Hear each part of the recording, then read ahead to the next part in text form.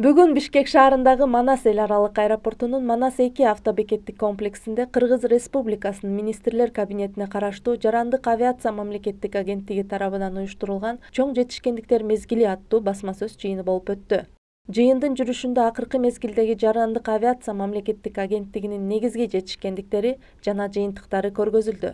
Анда регионалдык аэропортторду өнүктүрүүнү, авиациялык ишмердүүлүктү модернизациялоону жана учуулар коопсуздугу жаатындагы прогресстери тууралуу маалымат берилди.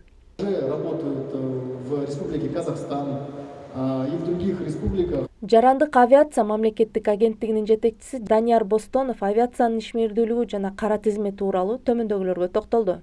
Работа по выходу из черного списка Евросоюза.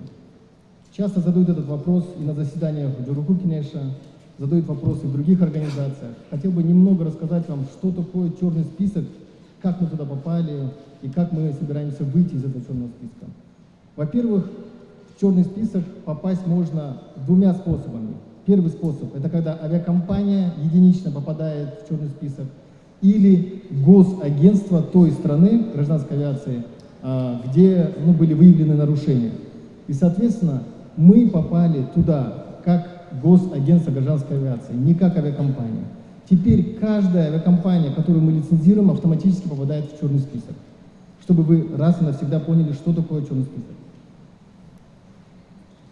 Итак, в черный список мы попали в 2006 году, когда инспекторы из организации DG Move, это под Еврокомиссией Евросоюза, приехали с инспекторами ЕАСА, это Европейское агентство по безопасности полетов, и проверили Госагентство гражданской авиации, на тот момент департамент под Министерством транспорта, о соответствии стандартам Евросоюза.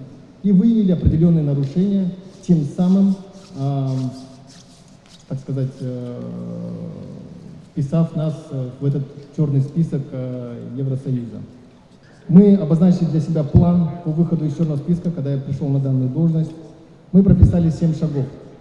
Первый шаг – это встреча с директором DG Move Филиппом Корнелиусом, прохождение аудита ИКАО, подготовка и перевод на английский язык документов Госагентства гражданской авиации за последние 5 лет, изучение инспекторами DG Move документов Госагентства гражданской авиации, направление инспекторов ЕАСА Европейского Союза в Госагентство гражданской авиации, защита страны директором Госагентства гражданской авиации на Комитете Евросоюза по транспорту и выход из черного списка Евросоюза. Данный план был не написан, как говорится, с головы. Данный план был разработан совместно с директором DG Move Филиппом Корнелиусом и его техническим персоналом на встрече в Брюсселе 8 месяцев назад. Когда я заступил на данную должность, первое, что я сделал, я встретился с Филиппом Корнелиусом в Брюсселе и начал переговоры по выходу из черного списка. Кыргыз аэронавигация мамлекеттик ишканасынын башкы директору Жангазиев Шакир Курманович мекеменин жетишкен ийгиликтери, кирешет чыгашалары тууралуу маалымат берди. Кыргыз Республикасынын аба мейкиндиги мамлекеттик чек аранды кесип өтүүчү 18 аба коридору бар. Буларды айтып айта кетсек, Кытай эл республикасы менен 1 коридор, Таджикистан республикасы менен 4 коридор, Узбекистан республикасы менен 7 коридор жана Казакстан республикасы менен 6 коридор бар. Аба кыймылынын тейлөө каттамдарынын жалпы узундугу 5257 километр түзөт. Быйылкы жылы 9 айдын быйылкы жылында 1 миллиард 521 миллион 140 миң сом киреше алдык. 904 миллион 210 миң сом чыгаша болду. 616 миллион 940 миң сом пайда көрдүк. Былтыркы салыштырмалуу бул киреше 26,23% көбөйгөн, чыгашалар 27,80% көбөйгөн, и пайда 24% көбөйгөн. Андан соң Ишенбай Абдраимов атындагы Кыргыз авиация институтунун директору Курманов Улан Эсенбекович окуу жайдын алып барып жаткан иши тууралуу айтып, анда студенттер үчүн кандай шарттар түзүлүп жаткандыгын кабарлады. При поддержке уважаемого нашего президента впервые за годы независимости в Кыргызском авиационном институте проведены масштабные ремонтные работы. В этом году наше учебное заведение отметило 50-летний юбилей, и благодаря поддержкой президента проведены масштабные ремонтные работы. Сегодня инфраструктура, корпуса, все, что создано для студентов, отвечает всем необходимым требованиям для того, чтобы они могли развиваться, получать знания и навыки.